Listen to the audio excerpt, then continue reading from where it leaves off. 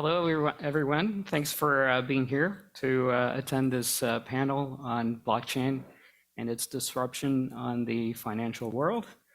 Firstly, I want to report the slight change in the schedule, in the sense that Laure, who is he's essentially leading the Catalaxy digital asset practice at RCGT, could not make it today. So he kindly asked me to take over, and I gladly accepted.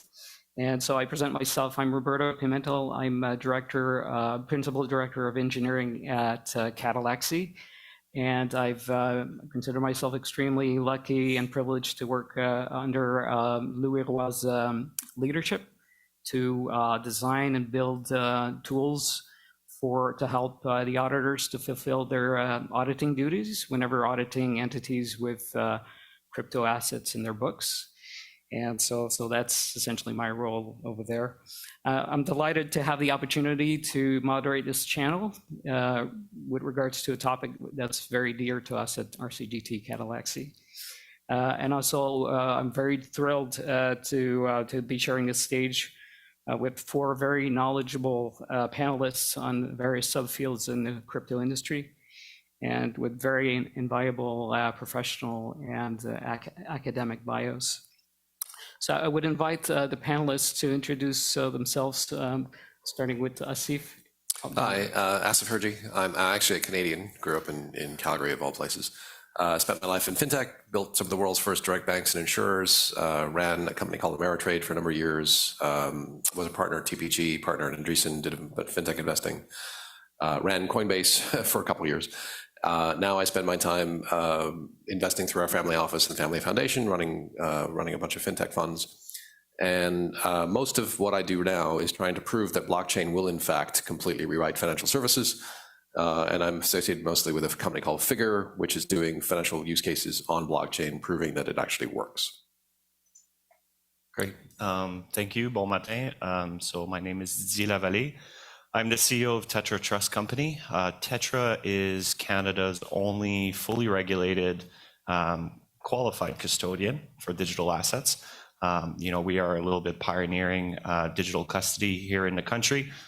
Obviously, I'm sure we'll dig into what happened in the last 24 hours, but I think it's very relevant for Tetra.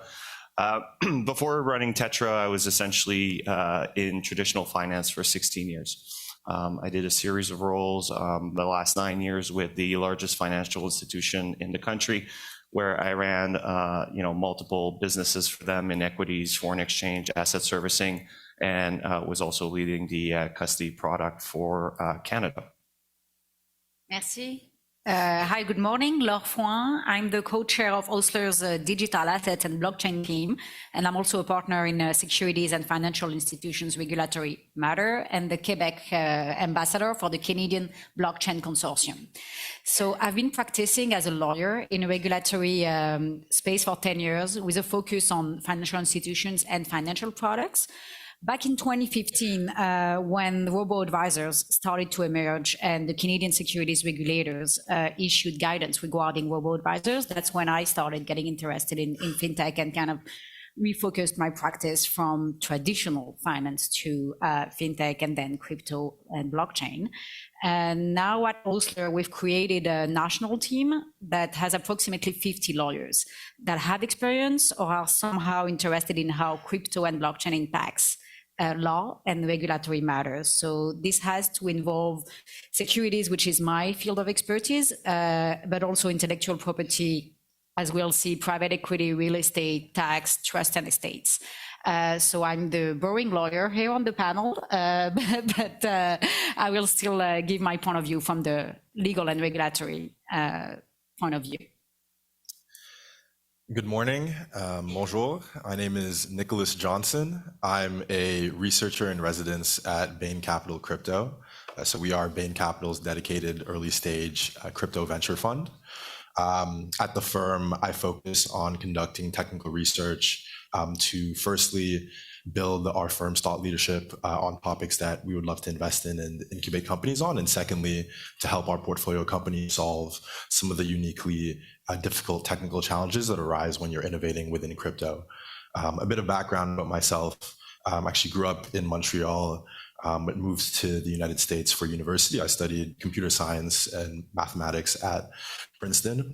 Graduated at the top of my class as valedictorian, spent some time working at Google as a software engineer, at DShaw as a quant researcher, before deciding I wanted to get a PhD.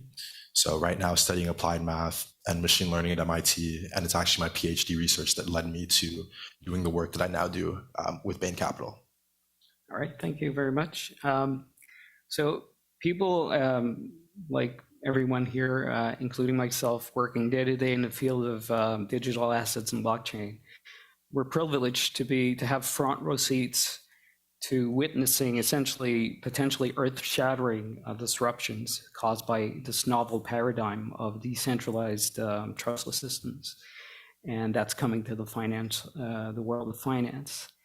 And beyond what we see, what everyone sees in the news, we're about buying expensive GIFs or JPEGs or the latest scandalous high-profile cyber attack. When we look beyond that, we see mind-bending innovations and efficiencies that will for sure open entire new fields of business and will very likely eventually heavily challenge existing incumbent players. So I'd like to start with a first question, and this question would be for Laure. So we've been hearing about blockchain for a couple of years now. We hear about these all sorts of things. We have to keep in mind blockchain is a small piece in the puzzle. It's really a technical computer science data structure. It's a technicality, but essentially it's a piece in the puzzle in so many interesting innovations, such as decentralized networks, digital assets, NFT, stable coins, mining, energy consumption, metaverse, and so on. And Laure, considering your extensive legal expertise relating to crypto, it would be interesting for us to share your view on how blockchain has impacted your area of expertise. Sure. Thank you. Well, yeah, there are two main things I think I would like to mention. And the first one being about crypto, but I know we want to get away a little bit from crypto on this panel and go toward blockchain more. So the second one would be more focused on the blockchain in and of itself.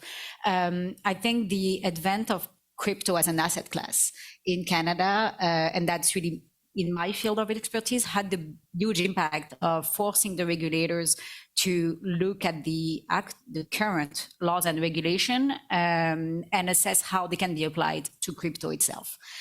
We've seen, and there are a few lawyers in the room, they've actually invented a new concept, which is called the concept of crypto contracts. And they went and said that is a securities the contract between an exchange and its customer if the crypto is not directly delivered. So if the exchange has somehow custody, and I think Didier, you'll dive into this much more than I will. So that's the reason why the existence of Tetra Trust is made necessary. If there is custody of the asset, then the contract between the exchange and the customer is a security. That's the Canadian concept. That's how Canada securities regulators manage to apply securities laws and regulation to the exchange. That is why we have in Canada regulated and registered exchange, which is not the case in many and most other countries. And this is also why we can have a fully regulated custodian like Tetra Trust. So this to me is an enormous impact of the existence of this asset class, looking at securities laws and regulation in a different way, managing to regulate them, and the way they've done it in Canada is unique. So that's the first thing. And then going away from crypto and more toward blockchain, from a legal perspective, the most important question to ask ourselves is what it is that we can tokenize and what is the legal impact that is recognized of such tokenization. So if I take, for example, a very simple example is payment. We have in Quebec and in many other countries, in the Civil Code of Quebec, there are certain recognition of when a payment is deemed to have been done. This is in the law in and of itself. If you use a check or if you use other traditional ways of paying, the payment can be deemed to have been done. This is not recognized in crypto at all. right? You cannot currently tokenize Canadian legal tender and use the blockchain to deliver a Canadian dollar in a way that makes the payment deemed to have been effected and done. So that's, to me, is the next step, and we'll dive into how maybe we can get there, is what it is that we can actually tokenize currently and how the law can recognize this tokenization and give effect to what it is you do on the blockchain, the same effect as if it were legal tender, if it's currency, for example, or another transfer of ownership, the transfer of ownership of real estate, which is also, of course, not recognized at the blockchain, etc. So to me, that's the second big point I would like to make. Any other follow-up thoughts? Yeah, sure. Maybe I can jump in as a custodial provider. So yes, crypto today, assets, right? I think everybody recognizes that. That's why maybe there's conflicting views around, the asset class, the adoption based on volatility and some of the headlines you're seeing. At the end of the day, I can tell you, having worked for a traditional finance provider and doing asset servicing, wires globally, foreign exchange, et cetera, I hope everybody would agree that the current system just doesn't work, right? Wires fall on the ground, you get 4i checks that get broken all the time, E&Os, et cetera, right? So as a manager, as a big financial institution, I spent most of my time essentially trying to fix errors, as opposed to trying to optimize the system, because the technology that the system is built on, sometimes from the 70s, 80s, it's built on COBOL code. They don't even teach that at school anymore. But these institutions are very big. The financial system is very big. There are trillions of dollars exchanged in hands every single day on technology that's not fit for purpose. So, if you ask me why I decided to be part of this industry, that's essentially why. There is no way my young children will bank the way I've been banking. And I firmly believe that.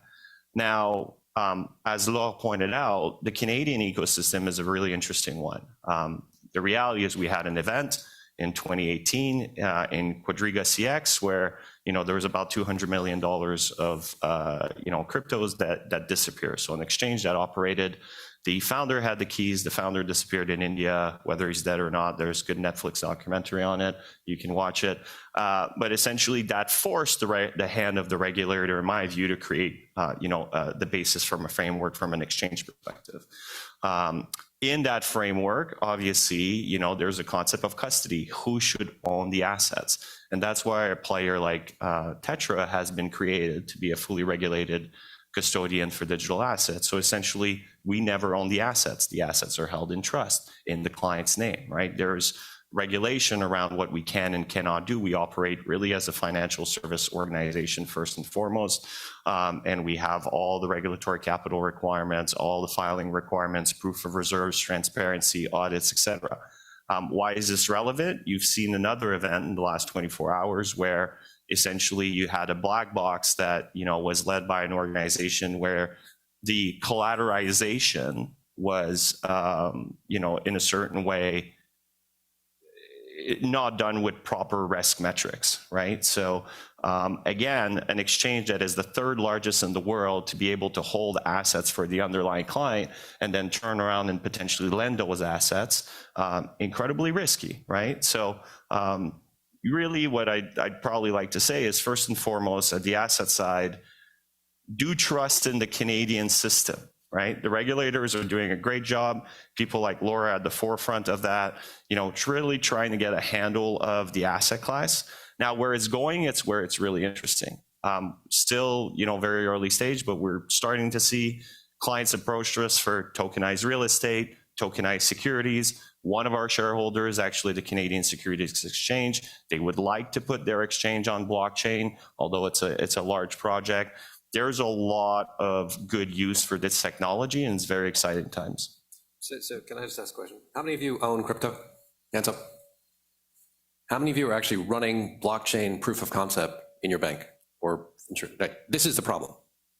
This is exactly the problem. Crypto is not an asset class. If you think of it as an asset class, you've got it wrong.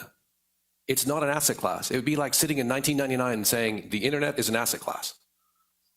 It isn't. It's just a technology to build applications. That's all it is. And in the same way that we had mainframe to distributed and a decade of innovation and great companies being built, and then we went from distributed to mobile cloud and a decade of innovation and great companies being built, we're now going from mobile cloud decentralized. And what that means, because of the inherent properties of blockchain, two things. One is blockchain allows you to do bilateral real-time settlement with no intermediary. And secondly, it's a public registry. If I have a public registry and bilateral real-time settlement, I get rid of enormous amounts of cost and complexity in financial transactions. Most of you who are in a business which is based on escrow and being an intermediary, over the next 10 to 15 years, you are dead, right? You are dead.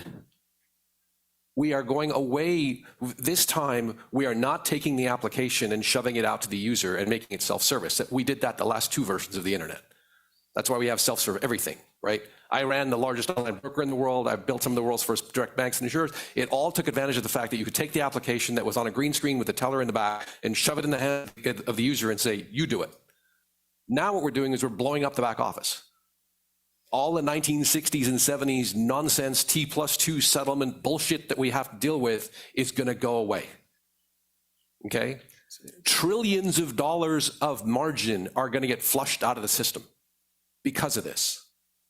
And so owning crypto is great, but you're missing it if you think it's an asset class. Using it to try and figure out how to do the things you guys do, whether it's settling a payment, getting a loan, securitization, et cetera, all those things, guaranteed they can be done better on blockchain with less cost, less time, less capital. That's where the industry is going. Actually, that's a good segue in the towards the second question. And Asiff, I think you're best positioned to take this one on, considering your extensive background in building financial systems and services. Could you share with us how blockchain can impact the financial industry, even though considering it's working in a highly regulated environment? Yeah. So when I ran Coinbase, one of my biggest disappointments was almost every project that came to us, if it wasn't an outright scam, it was effectively token speculation in disguise. All right, they were all trying to be the L1, the platform on which you build everything. So when I left Coinbase, I went looking for who is doing anything at scale in real world financial transactions. Okay, let me talk to you about one of the things we do at Figure. Figure is primarily a home lender in the United States. Home lending in the United States is not a originate to balance sheet, it's an originate to sell, right? It's that model. You originate, you securitize, you sell. In the traditional world, if I was doing that, here's what I would do. I'd go to a bank like Goldman Sachs and I'd say, I want to be a home originator. I get a warehouse. They lend me, say, $100 million at some amount of credit. I have people managing the warehouse on my side. They have people managing the warehouse on their side, things like credit concentration risks and geographic risks and credit quality, all that stuff. I go originate all these loans. I then get $100 million of these loans. I go to market and with a securitization, I say, I'm selling $100 million worth of loans. I make a whole bunch of attestations. It's got this kind of credit quality. It's got this kind of geographic distribution. It's got this kind of servicing history. I get bids. I take the winning bid. The winning bidder hires an audit firm. The audit firm nauseatingly goes through all of my loan tapes. 3 months later, this transaction may settle.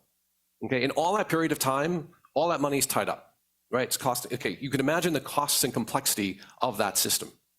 None of that has to happen when you originate on blockchain. Okay, Figure originates, services, and sells loans on blockchain. When we originate a loan, the FICO score goes straight on chain by source.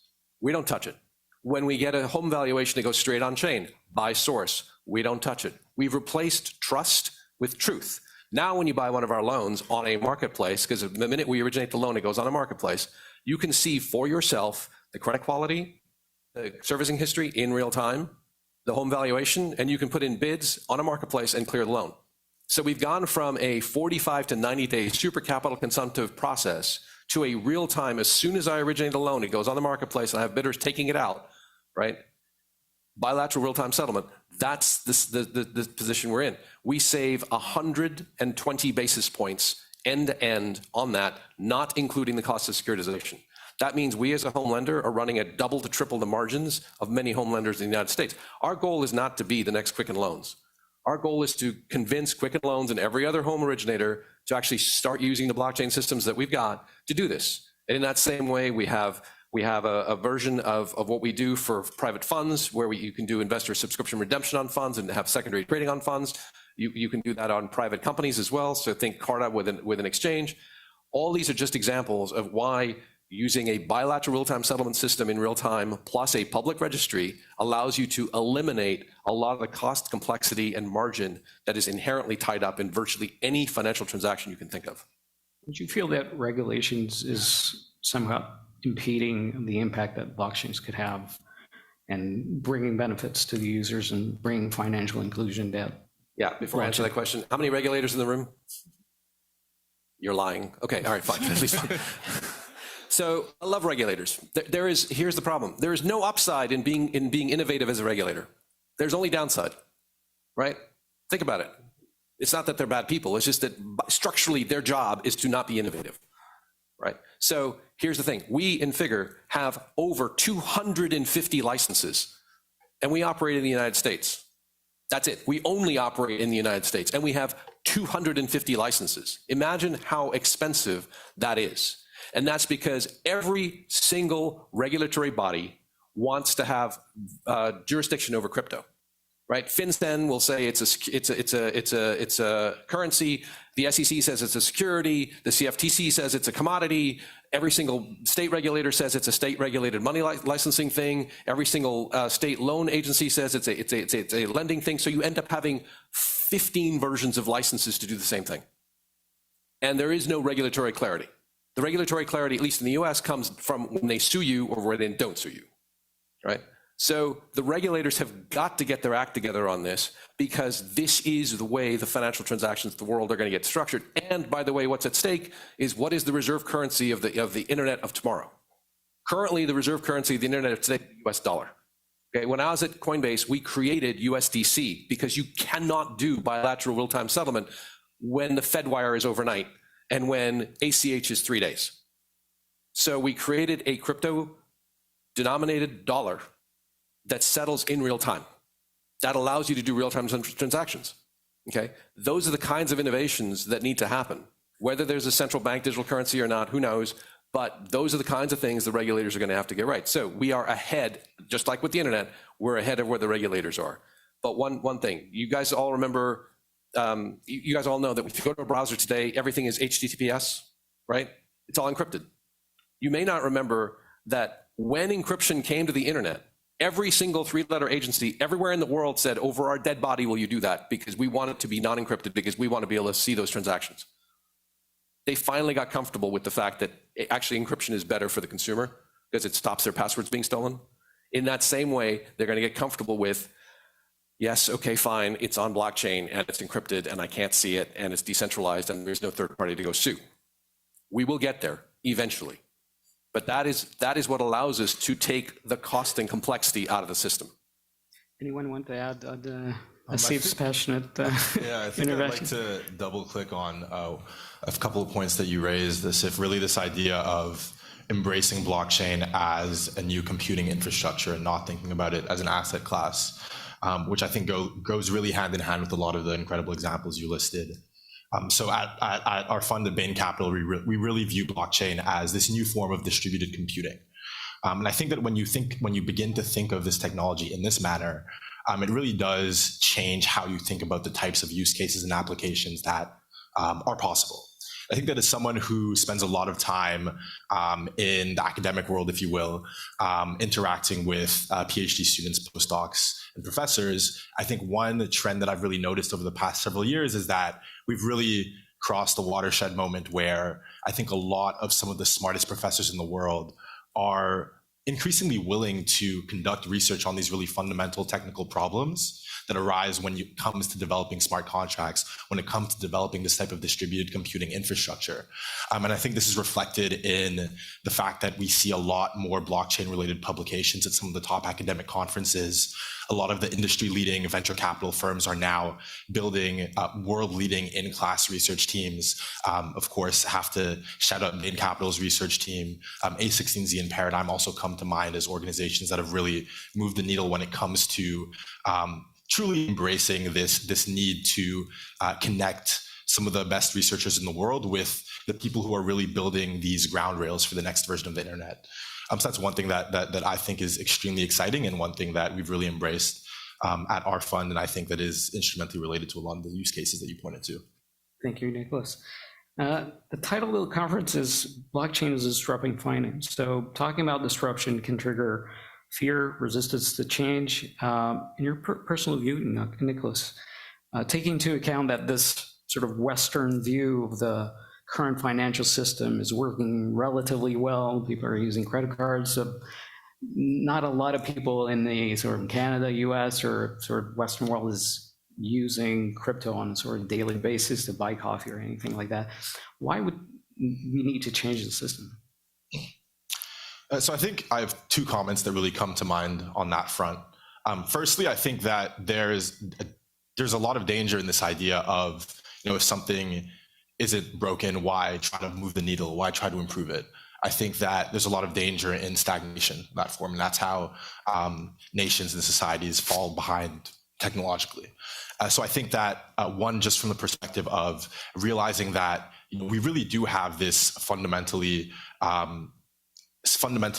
defining technology in the blockchain that's now available to us at our fingertips, and that we're able to use that both to streamline existing use cases and also to unlock a new set of use cases that could really increase the overall quality of life and the overall efficiency of the financial ecosystem. So point one. And point two is that I think that we need to think about who the current system works well for. Mm-hmm. And I think that one thing that's very powerful about blockchain and crypto more broadly is that it really allows a set of a potentially large group of people that historically have been unbanked and underserved to really have access to these types of financial services.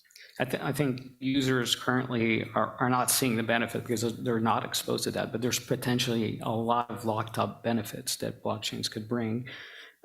Financial inclusions is definitely one of them, bringing significant economies of scale that will add oil to the system and probably open new business cases altogether. And anyone can share their thoughts on that?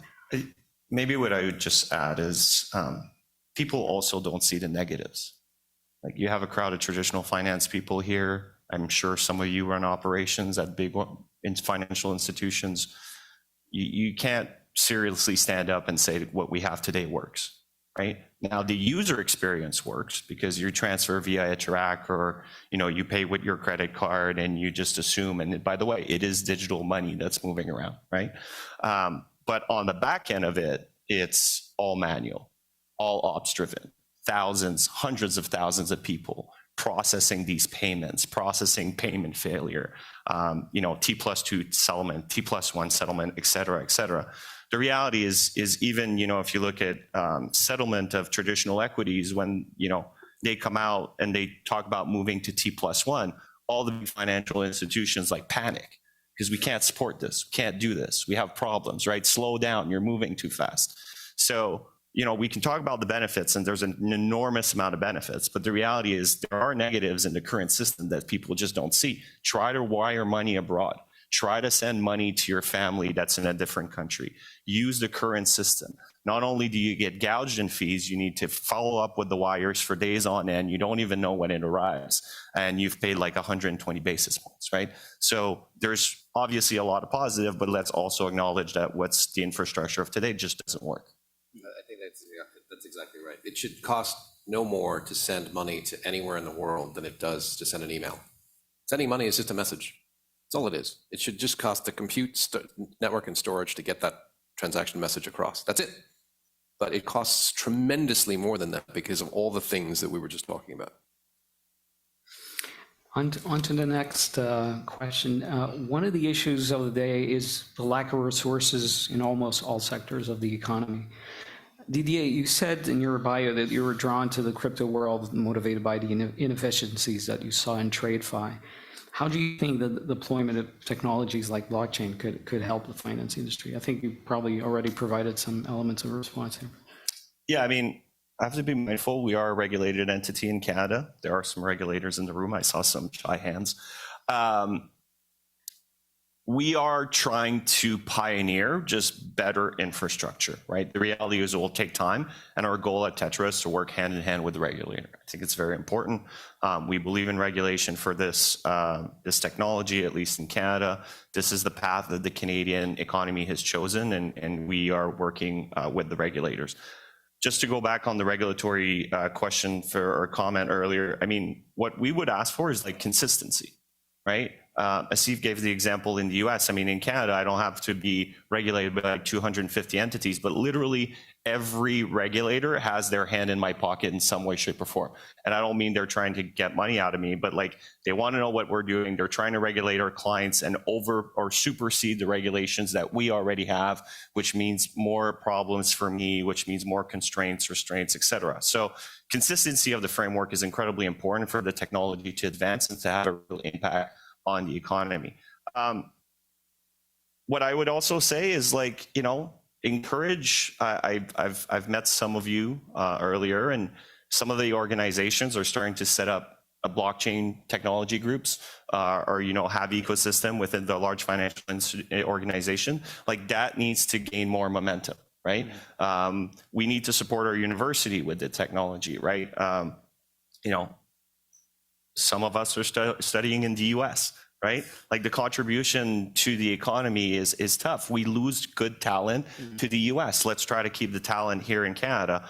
And, you know, also like think about like how we can encourage organizations to bring more of that talent in-house, right? And again, there's often a conflicted view at the top of the house, like the volatility, the riskiness of the asset class, right? So that all essentially stops innovation in the space. You know, I would love to have one big bank CEO in Canada that stands out and say, we believe in this technology. This is really going to change our infrastructure. There's massive things we can do, and we will start investing in this because that's the future, right? The day we see that, like, I think is going to be obviously a wonderful day for everybody. But I think there's some inevitability to this, because most institutions where they invest, financial institutions, they invest in the front end. If you look at where their technology people are, the most modern technology people are all the web developers and the app developers and so on, because that's what they've done. They've optimized the UI, right? And they pray to God that nothing happens to the COBOL system in the back that's running the transactions. Okay, eventually every single person who knows COBOL is going to die, right? And we're within a few years of that. We're not within decades of that. We're within a few years of that. And so the back end, whether we like it or not, is going to have to get redone. The good news is, redoing the back end on blockchain is actually easier than redoing the COBOL systems that we already have. Believe it or not, it's easier to go to real-time settlement than it is to go from T+2 to T+1. Okay, T+2 to T+1, way harder than going from T+2 to T instant. And if you look at it, we've had digital money for years, decades, in fact. We have not had programmable money. And when you have programmable money, you take a lot of the complexity out. Again, you cannot have a trade break when you have bilateral real-time settlement. There's no such thing as a trade break. You cannot have a judgment call on a margin call when you have programs that basically say, did they meet their margin requirement or not? If they're not, I'm blowing them out. Okay, if you look at the Celsius bankruptcy, the ones who got stuck and the ones who lost all their money were the centralized players who had humans making the decisions. The protocols that lent to Celsius are all making money, because all the smart contract said was, you deposit this much Bitcoin, I give you this much USDC. The minute the value of the Bitcoin goes down, I sell it. There's no judgment call. There's no trying to go 3 levels up of, it's an important client, do I margin call them out? The program is indifferent about all that. It worked better. That is the way our back end is going. It's going to smart contracts. Okay, so let's talk about what a smart contract is. All right, so the Les Habitants are playing, whoever the hell they're playing tonight, Vancouver. So if Paul Demare and I have a bet about that game, okay, when I win, I'd have to go collect from Paul. It's unlikely I see Paul for another year. It's going to be a while for me to get that money. If we set up a smart contract that says, hey, when the Canadians lose, Paul sends me 100 Canadian. Okay, the smart contract is going to settle tonight as soon as CBC says who wins the game, right? That's a much simpler financial system. I don't need people to enforce the contract. I don't need armies of lawyers to figure out what the contract said. Okay, the code is the code, it executes. We may not like what the code does. That's a different problem.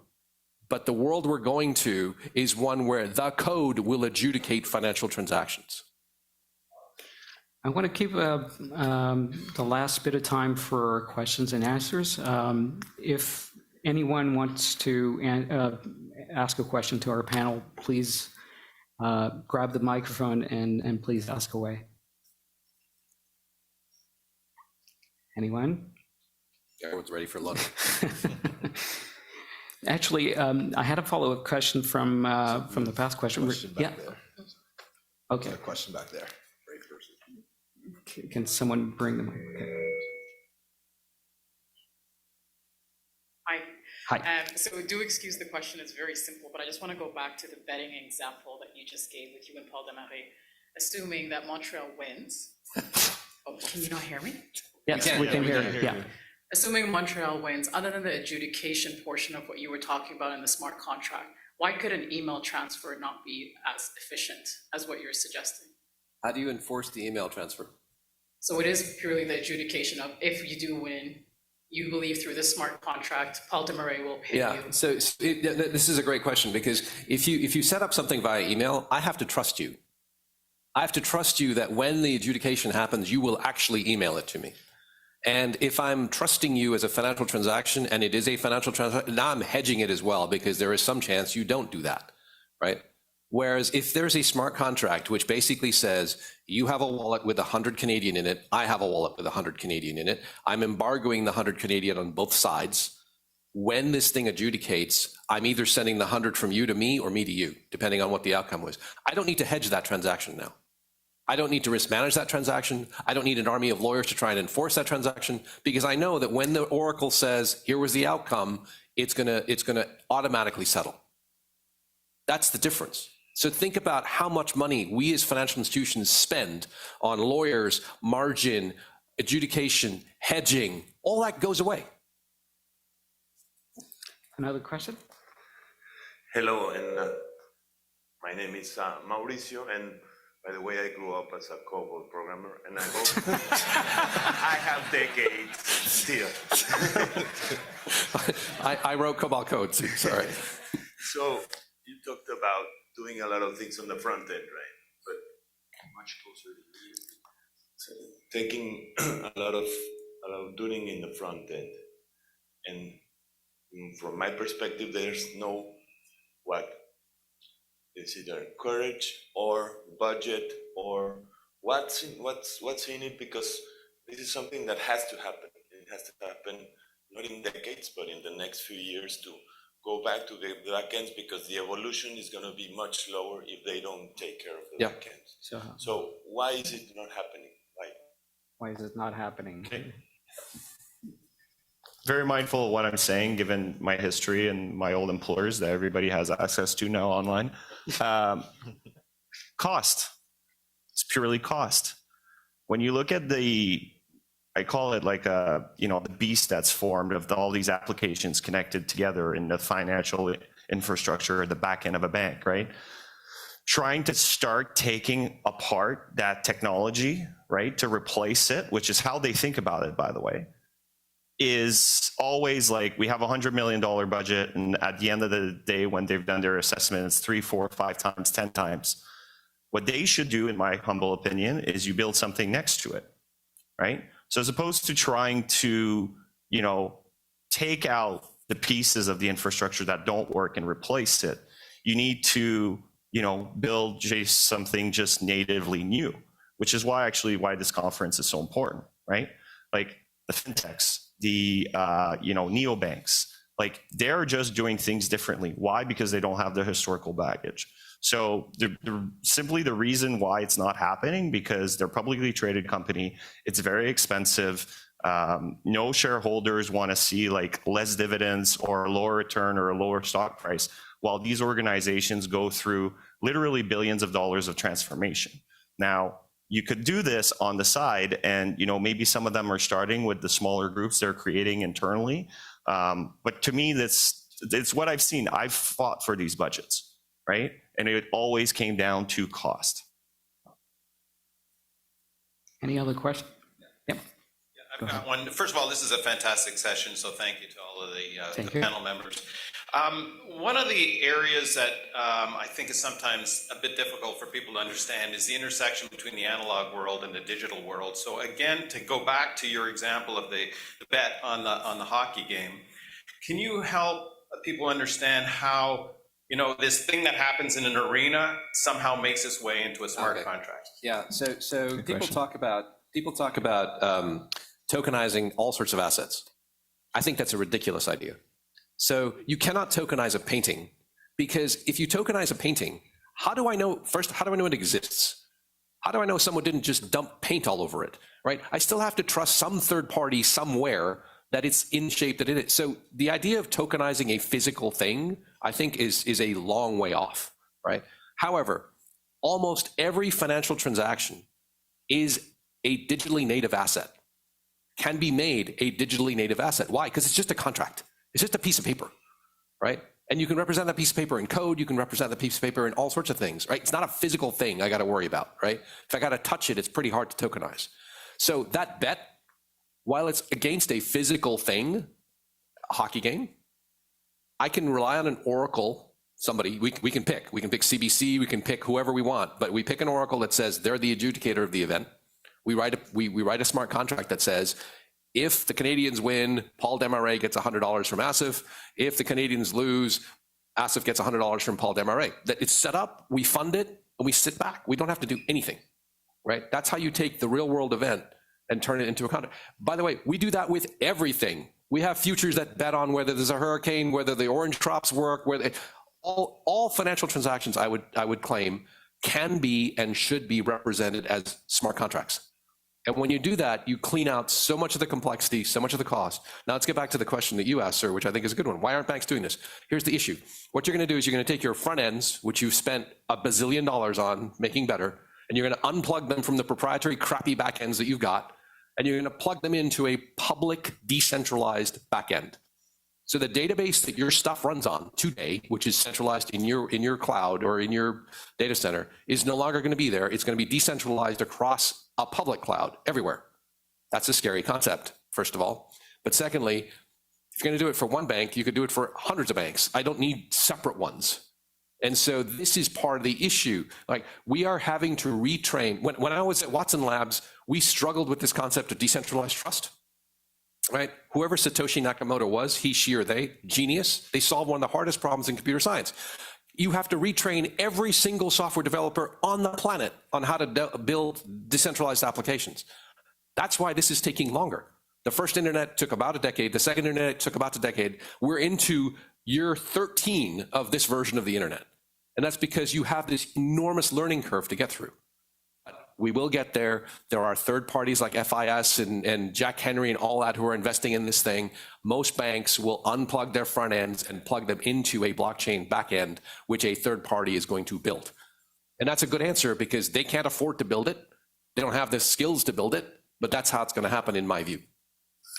Unfortunately, we're running out of time. Thanks for all the questions. I want to thank our panelists for an excellent discussion.